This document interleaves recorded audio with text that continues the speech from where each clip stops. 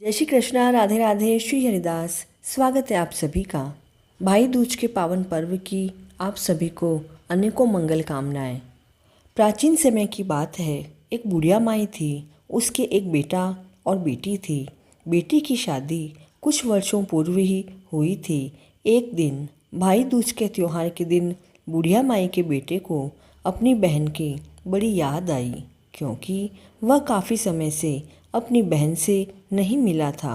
यह बात उसने अपनी माँ को बताई तो माँ ने कहा, ठीक है, चला जा। भाई अपनी बहन से मिलने के लिए घर से निकला तो रास्ते में उसे एक नदी मिली। नदी ने कहा, मैं तो तुझे डुबो दूंगी, मैं तेरा काल हूँ। तब भाई बोला, मैं काफ़ी वर्षों के बाद अपनी बहन से मिलने जा रहा हूँ, उससे मिलकर आने दो। वापस आते समय तुम मुझे डुबो देना। यह सुनकर नदी मान जाती है और रास्ता दे देती है। भाई थोड़ा आगे जाता है तो रास्ते में उसे एक सांप मिलता है। सांप कहता है, मैं तुझे डसूंगा।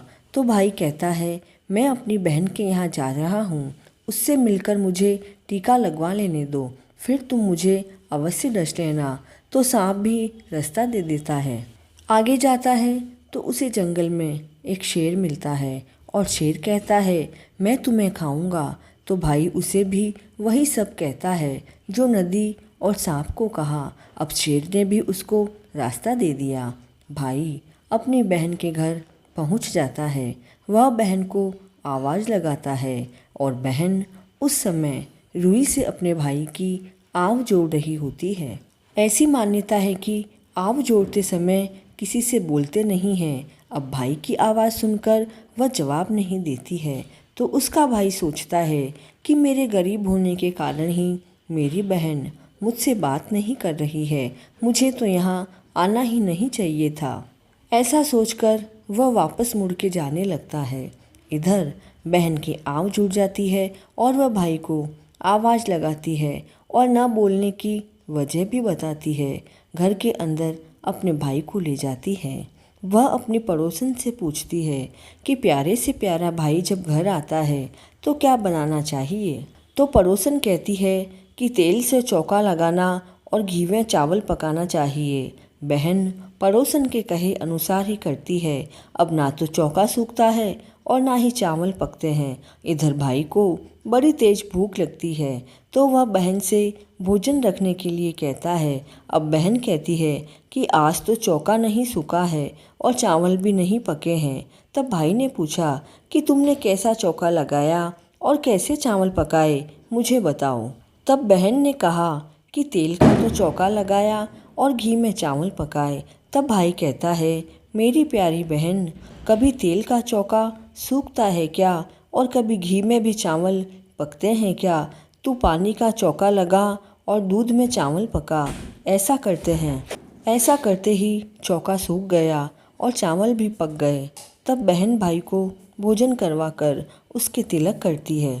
अब अगले दिन भाई जाने की बात कहता है तो बहन दूसरे दिन सुबह जल्दी उठकर गेहूँ पीसकर भाई के लिए लड्डू बनाती है और थोड़े लड्डू अपने बच्चों के लिए भी रखती है और अपने भाई को विदा करती है। सुबह बच्चे उठकर माँ से खाने के लिए कुछ मांगते हैं तो माँ वही लड्डू उन्हें दे देती है और वह देखती है कि लड्डू हरे रंग के हो गए। फिर वह चक्की में देखती है तो उसमें तो गेहूं के साथ एक सांप भी पिसा होता है। अब तो वह उन लड्डुओं को फेंक देती है और भागी भागी बाहर जाती है और सभी से पूछती है कि तुमने किसी राहगीर को देखा क्या, तुमने किसी राहगीर को देखा क्या। वह सोचती है कि अगर भाई ने लड्डू खा लिए होंगे तो भला क्या होगा। तभी एक वृद्ध कहता है, बेटी, एक राहगीर उस पेड़ के नीचे सो रहा है। वह उसे जगाकर पूछती है कि तुमने मेरे दिए हुए लड्डू खाए तो नहीं। तो भाई मना कर देता है और वह पेड़ पर लटके हुए बताता है। अब वह उन लड्डुओं को उतारकर जमीन में गाड़ देती है और अपने भाई को सारी बात बताती है। तब भाई कहता है कि बहन, एक बार तो तूने मुझे मौत से बचा लिया, पर मैं तो कईयों को वचन देकर आया हूँ। वह बहन को अपने जंगल की सारी बात बताता है। तब बहन को प्यास लगती है और वह भाई से कहती है कि मुझे तो अब पानी पीना है। तो भाई कहता है कि यहाँ से थोड़ी दूर पर तालाब है, मैं पानी लेकर आता हूँ। तो बहन कहती है कि मैं ही जाती हूँ और पानी पीकर आती हूँ। अब बहन तालाब पर पहुँचती है तो वह देखती है कि वहाँ सिलावटी सिला घर रहे होते हैं।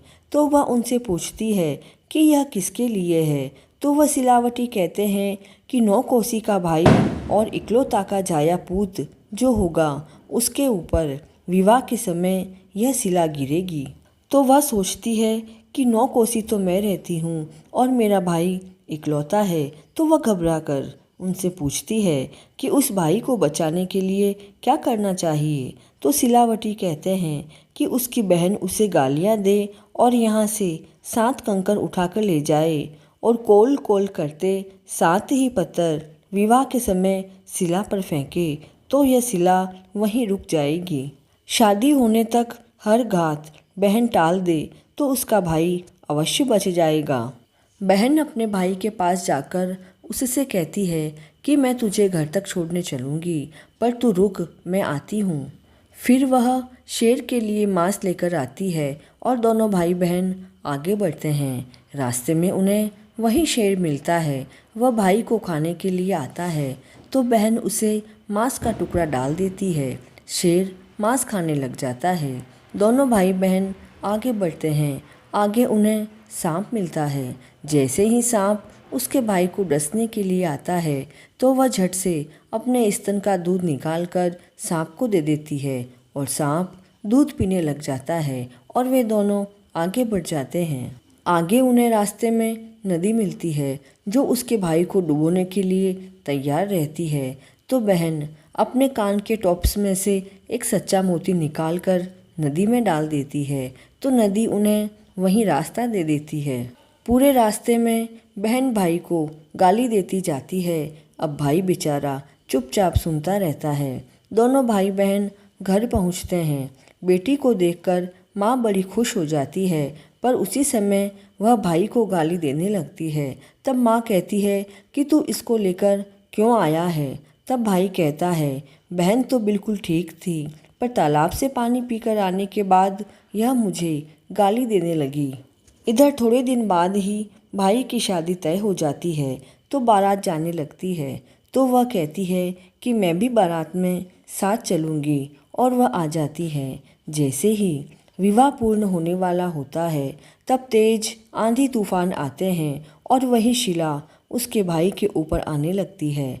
तो वह उसी समय कोल कोल करके 7 ही पत्थर उस शिला पर फेंकती है तो वह शिला तो वहीं की वहीं रुक जाती है। तो सभी लोग कहते हैं कि बहन पागल तो है, पर इसने अपने भाई की जान बचा ली है। घर आने पर भाई भाभी को कमरे में भेजा जाता है तो बहन कहती है कि मैं भी इनके साथ सोऊंगी। तो सभी मना करते हैं, लेकिन भाई कहता है इसे हमारे साथ ही सोने दो। दोनों भाई भाभी तो सो जाते हैं, लेकिन बहन की आंखों में नींद नहीं होती है, क्योंकि जैसे ही आधी रात होती है तो एक भयानक काला सांप उसके भाई को डसने के लिए आता है। तो वह उसी समय तलवार से उस सांप को मारकर निश्चिंत होकर सो जाती है। अब जब सुबह होती है और वह काफ़ी देर तक उठती नहीं है तो माँ को चिंता होती है। तो माँ उसे उठाती है तो बेटी कहती है, माँ पूरे परिवार को यहाँ बुलाओ। तब वह कहती है कि मैंने आज के दिन के लिए ही पालने में पूत और राय में दूध छोड़ा और पागल होकर अपने भाई को गाली दी और इसकी 7 घात टाली थी। मैंने तो इसे बचाने के लिए ही ऐसा किया था। यह सुनकर माँ और भाई बड़े खुश हो जाते हैं। तब बेटी कहती है कि माँ अब तू ही अपने बेटियों को संभालना, मैं तो अपने घर जा रही हूँ। यह कहकर वह वहाँ से विदा हो जाती हैं। सभी बहनें अपने भाइयों की लंबी उम्र की कामना रखकर भाई दूज के दिन भाई को तिलक करके उनके स्वस्थ जीवन की अभिलाषा करती है।